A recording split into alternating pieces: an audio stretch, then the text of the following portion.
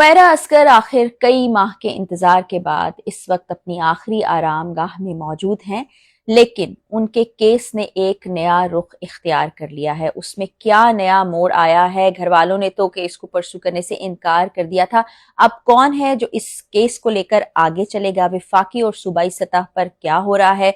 कल मैंने आपको एक दरखास्त के बारे में बताया था जिसमें ये कहा गया कि है, उसका क्या बना वो भी आपको बताऊंगी। एक टैक्सी ड्राइवर जो कि ऑनलाइन टैक्सी चलाता था, हुमैरा को अक्सर कहीं लाना ले जाना हो वो आता था, उसने क्या कहा है और हुमैरा ने अगस्त 2024 में किसके खिलाफ एफआईए में क्या दरखास्त दी थी, ये तमाम तर तफसीलात आज की वीडियो में मैं आपको बताने जा रही हूँ। और एक तासुर जो सबके जहनों में बन रहा था इस वक्त, ये वो केस है जिसने पाकिस्तान में रहने वाले बल्कि दुनिया भर में लोगों को हैरान, परेशान और तकलीफ में मुब्तला कर दिया है, दहला के रखा है। वो जानना चाहते हैं कि आगे क्या होगा और क्या पता चल सकेगा कि क्या हुआ था हुमैरा के साथ।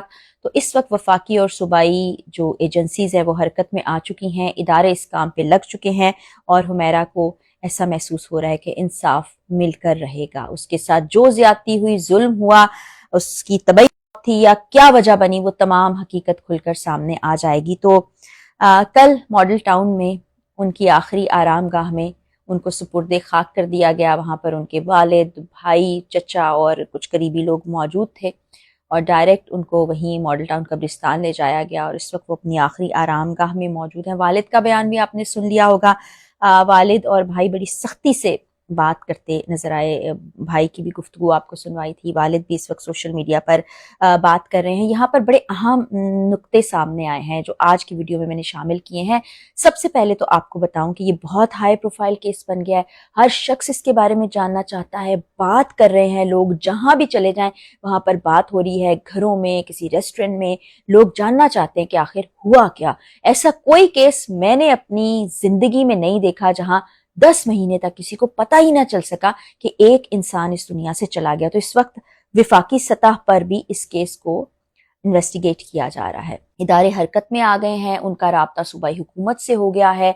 वो चाहते हैं कि फॉरेंसिक मुकम्मल हो जाए, फोन्स का जो गैजेट्स वहां से मिले हैं उनका और केमिकल जो नमूने लिए गए थे उनकी हतमी रिपोर्ट आ जाए, फिर इस केस को आगे बढ़ाया जाए। अब बहुत से और लोगों को इन्वेस्टिगेशन के दायरे में शामिल किया जा रहा है और जहां पर ये सब कुछ हो रहा है वहां पर एक और चीज उभर कर सामने आई है कि अगस्त 2024 हुमैरा गई थी एफआईए के ऑफिस अपनी एक साथी अदाकारा के हमरा और वहां उन्होंने बताया था कि मेरी जान को खतरा है, मुझे धमकियां मिल रही हैं, मेरे फोन को हैक कर लिया गया है, मेरे सोशल मीडिया पेजेस को हैक कर लिया गया है और मेरे ही वॉइस नोट्स जो मैं किसी को भेजती हूँ वो वापस मुझे भेजे जा रहे हैं। ये मेरे साथ क्या हो रहा है इसको देखा जाए। अच्छा, तहरीरी तौर पर कोई दरख्वास्त नहीं दी थी, वो खुद वहां पर गई थी और जाके एफआईए के एहलकारों से ये गुफ्तगू की थी जो कि अब खुलकर सामने आ रही है। इस पर अब आगे इन्वेस्टिगेशन होगी क्योंकि अगस्त के बाद सितंबर का महीना गुजरा और एकदम से हुमैरा अरशद गायब हो गई। कुछ जगह पर बात भी की गई, कुछ पब्लिकेशन ने बात की और जैसे कि वो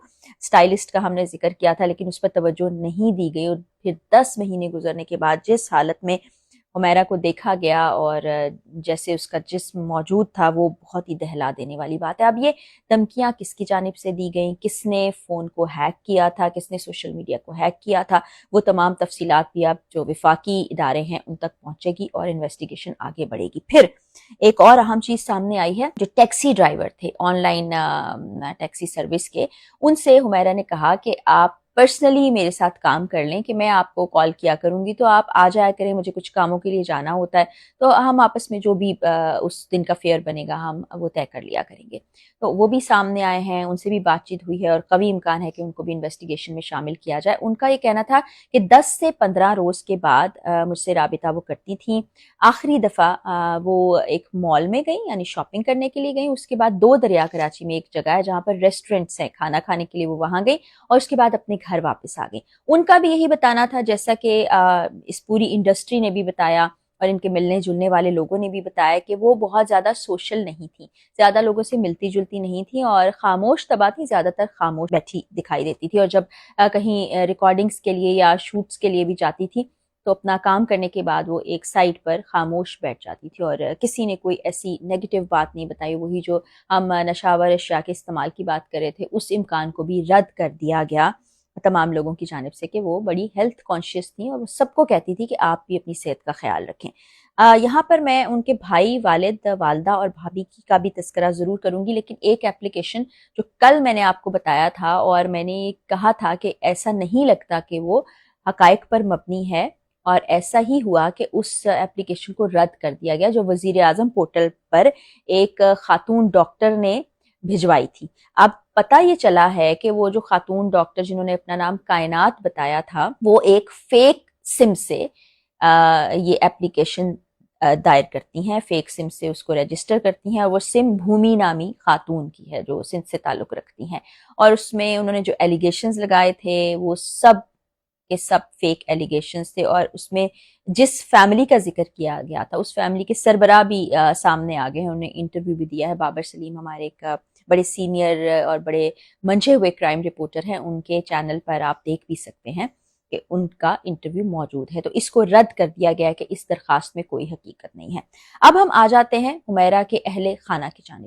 ان کی والدہ نے اس بات کو کنفرم کیا، جیسا کہ بھابھی کے کچھ الزامات سنگین طرز کے سامنے آئے تھے، تو والدہ سے بھی پھر رابطہ کیا گیا تو انہوں نے بتایا کہ ہاں، آخری مرتبہ جب حمیرہ سے میری بات ہوئی تھی وہ بہت پریشان تھی، یعنی کہ مالی طور پر بھی پریشان تھی، ذہنی طور پر بھی پریشان تھی، لیکن حیران کن بات یہ ہے کہ آپ کہہ رہے ہیں کہ ہمارا اس سے کوئی جھگڑا نہیں تھا، کوئی تنازع نہیں تھا، اور ایک بیٹی اور ایک بہن آپ سے ریکویسٹ کر رہی ہے کہ مجھے مدد کی ضرورت ہے، میں پریشان ہوں، اس کے بعد آپ نے اسے تنے تنہا چھوڑ دیا۔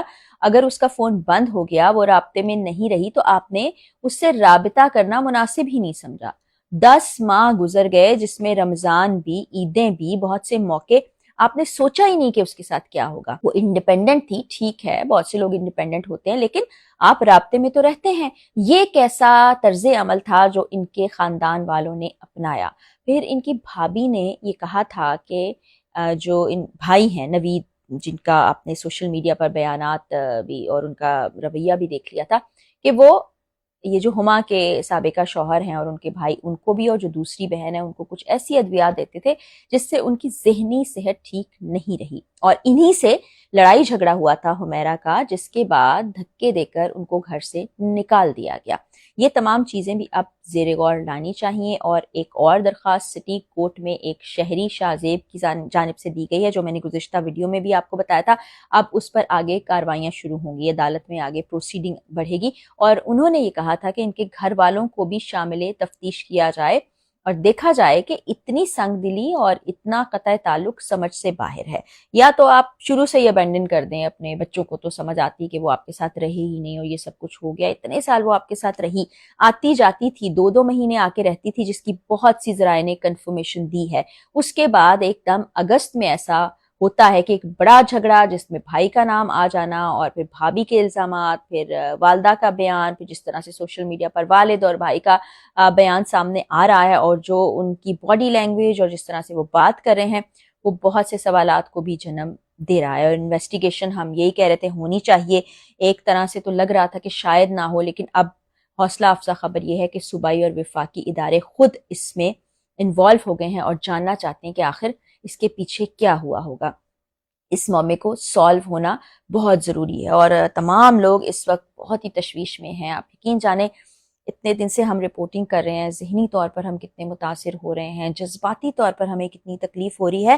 تو وہ والدہ جس کی اولاد تھی، اور والد چاہے کتنی بھی ناراضگی ہو، وہ بہن بھائی جن کے ساتھ یہ پروان چڑھی، کیا ان کو دکھ محسوس نہیں ہو رہا؟ کیا ان کو تکلیف محسوس نہیں ہو رہی؟ ایک جان اس دنیا سے چلی گئی ہے، یہ کوئی چھوٹی بات نہیں ہے۔ آپ کے گھر کے کسی کونے میں رکھا ہوا کوئی ڈیکوریشن پیس وہاں سے ہٹ جائے تو آپ کو وہ جگہ خالی لگتی ہے۔